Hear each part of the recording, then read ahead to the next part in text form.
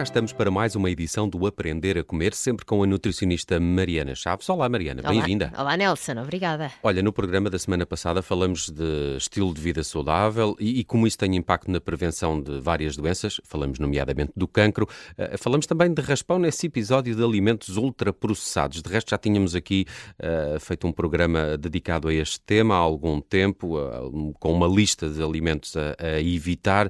Voltamos a este assunto dos ultraprocessados. Mariana, o que é que são exatamente? Porque temos que aprender a distingui-los, não é? E nem sempre é muito fácil. É, exatamente, até porque não vem no rótulo da frente a dizer, não é? Ultraprocessado, processado. O que nos vem logo à cabeça, e por isso também começa este programa assim, porque na semana passada, Nelson, perguntaste-me assim, rapidamente, o que é que são ultraprocessados.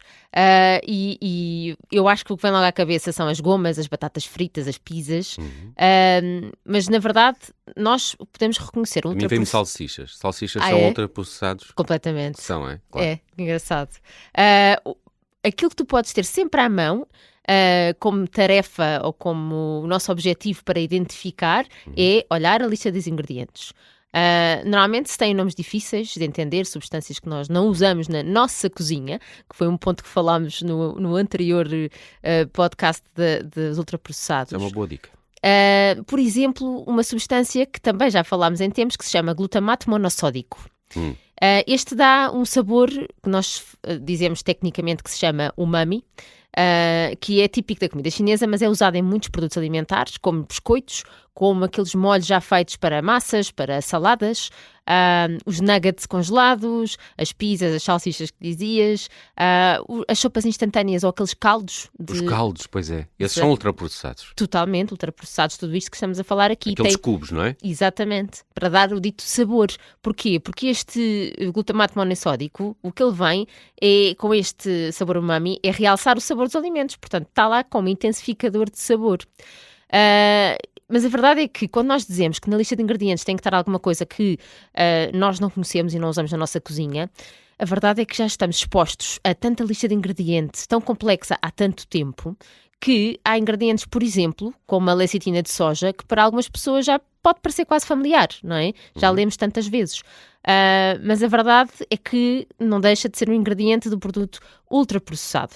E por isso eu acho que é muito importante nós sabermos classificar, portanto, arrumar aqui um bocadinho cada alimento para entender se realmente é um ultraprocessado ou não, seguindo aquela regra, portanto, que eu dizia simplória de nomes que nós não conhecemos, ou então existe uma classificação feita pela Universidade de São Paulo que se chama NOVA, N-O-V-A, portanto, não é porque ela seja nova, mas é este o nome que deram.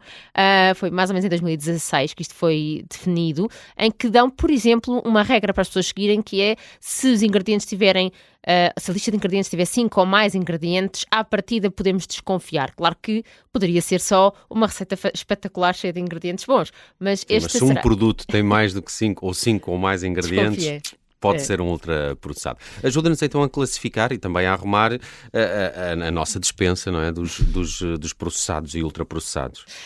Olha, naquele programa que nós fizemos há um tempo atrás, que fui revê-lo, não costumo fazer isso, mas fui, e acho que nos divertimos muito a fazer isso, porque até fomos em quiz a definir vários. Nós, na altura, falámos de uma diferença que era os minimamente processados, processados e ultraprocessados.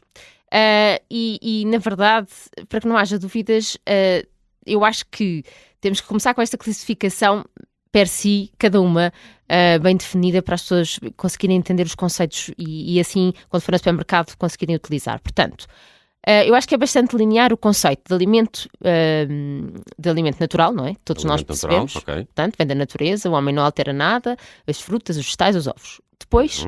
temos o conceito de alimento minimamente processado, que este então já pode levantar aqui algumas dúvidas, mas eu acho que é linear, é o azeite, o leite, seja ele pasteurizado, seja o HT, portanto aquele ultra pasteurizado, sim, ou o leite em pó, seja a fruta congelada, os vegetais congelados, o arroz branco ou a massa integral, o grão de bico seco, os flocos de aveia ou flocos de outro cereal qualquer, seja flocos de cevada ou de quinoa. Portanto, são alimentos... O grão de bico seco já é ligeiramente processado?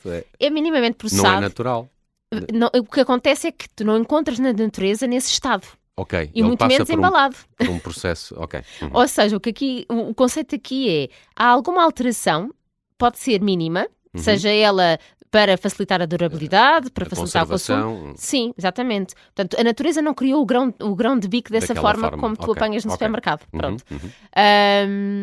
E por isso... Mas flocos de aveia, cevada, quinoa, também já são ligeiramente processados. Já, porque têm aqui todo um processo... Porque passam por um processo para se conservarem, não é? Mais tempo. E tens que agarrar no cereal em si, moer, criar farinha, daí criar flocos, secagem e depois embalar. Percebes? Portanto, na verdade, nós temos aqui algum processamento que seja mecânico ou que seja físico, portanto, mecânico-físico de alguma maneira, que vai fazer com que o produto dure mais e que seja apresentado dessa forma. Por exemplo, quando tens os legumes já arranjados e frescos, na verdade eles foram lavados, foram secos, foram cortados, portanto, as amêndoas também, quando as compras já foram descascadas, desde que não tenham o sal e o açúcar, atenção, estou a falar só de amêndoas, miolo de amêndoa, como a embalagem diz. A massa integral também só tem um ingrediente, não é? Que isto também é um tema importante, que é, só está lá um ingrediente, mas ela sofreu o dito corte, moldagem, porque para fazermos a massa, seja fettuccine ou penne, ela teve que ser moldada, não é? Teve que haver secagem. Por exemplo, no outro dia eu estive num supermercado que tinha, para além da máquina de fazer sumo de laranja, também tinha uma máquina de fazer sumo de romã. Muito bom, por sinal. E este sumo é minimamente processado. Seja este que eu carreguei no botão para tirar o sumo, ou seja aquele que eu encontro na prateleira já espremido por uma máquina, provavelmente, portanto, que sofreu algum processamento, mas na verdade não tem aditivos de nada, nem de açúcar. Portanto, é um minimamente processado. Muitas vezes o que acontece nesses sumos pasteurizados é que sofreram, para além de espremer e engarrafar, um processo de alta pressão para eliminar micro-organismos e, portanto, isso faz com que aumente a validade. Ou seja, o processamento mínimo não está a adicionar nada, nem ingredientes nem aditivos, ao alimento original. Portanto, nem açúcar, nem sal, nem óleo. Isto é a indústria alimentar ao serviço do consumidor para lhes facilitar a vida. E os processados podem ter açúcar, sal adicionado? Quando têm açúcar ou sal adicionado, já são processados? Olha, muito, muito bom esse ponto, porque sim, um processado já implica adicionar mais ingredientes. Que ingredientes é que podem ser? Portanto, nós falamos minimamente processados que fazem parte de uma alimentação saudável, devem fazer parte, não há qualquer restrição que nós devemos fazer a isso. Uns processados já pode ter açúcar, mel, melaço de cana ou de beterraba, algumas gorduras como a banha de porco, como a manteiga, obviamente como o azeite, e nesta definição que eu dizia, a definição nova, já aparece lá também óleos de outras sementes, onde entra o óleo de girassol, mas isto é um tema que é um bocadinho mais controverso, e também pode ser utilizado o vinagre. Não sei se disse já o sal também pode ser um ingrediente dos alimentos processados, mas não entra aqui, por exemplo, margarina, nem gordura hidrogenada. Por exemplo, Nelson, uma massa fresca que nós compramos no supermercado. A massa fresca é um produto processado. Tem farinha de trigo, tem ovos, tem sal, tem azeite, tem água. Portanto, tudo ingredientes naturais ou minimamente processados que se juntaram nesta receita e se quiséssemos fazíamos em casa isto. E a conserva de peixe é um processado? Porque é um processado que é que também. temos ali? É um processado azeite, às vezes ao natural ou aquela espécie de água, não é? Sim, tens a adição do azeite e só por isso... E ao óleo também. Ao óleo. Depois há outro com água e conservantes e sal, portanto, só por adicionares esses ingredientes já passa a ser um alimento processado. Mas, portanto, não ultraprocessado. Outros exemplos aqui de processados: manteiga com sal, a fruta em calda, os queijos são produtos processados, mas são saudáveis. O iogurte natural, que tem aquelas bactérias para fermentar o leite, que vai modificar o quê? A textura, o sabor do leite, vai contribuir também para a preservação, mas não tem aditivos, nem conservantes, nem açúcares adicionados. Por isso, aqui é muito importante nós entendermos esta definição que alimentos processados podem realmente ser também incluídos na nossa alimentação e nada tem a ver com ultraprocessados. Há aqui uma questão que se tem falado muito nos últimos tempos, que é aquela massa instantânea. Essa não é nada boa para a saúde. Essa massa instantânea, por acaso aqui tem a lista de ingredientes de uma massa instantânea, portanto é um ultraprocessado. Porquê?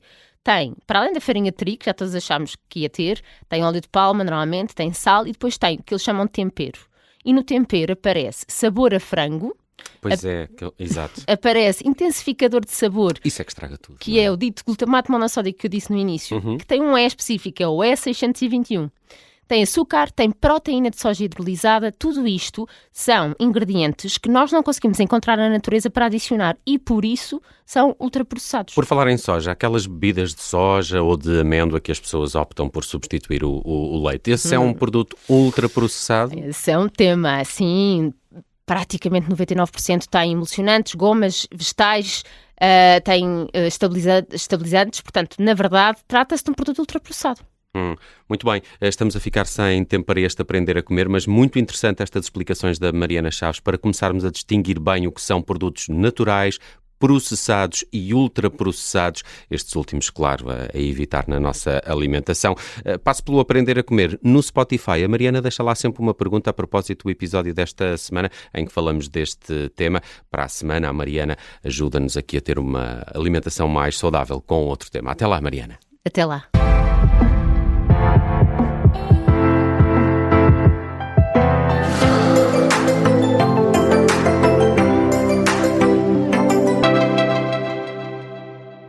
Se gostar deste podcast, pode seguir, dar 5 estrelas e comentar o episódio na Apple Podcasts ou no Spotify.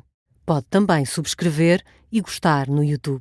Assim recebe uma notificação sempre que houver um novo episódio.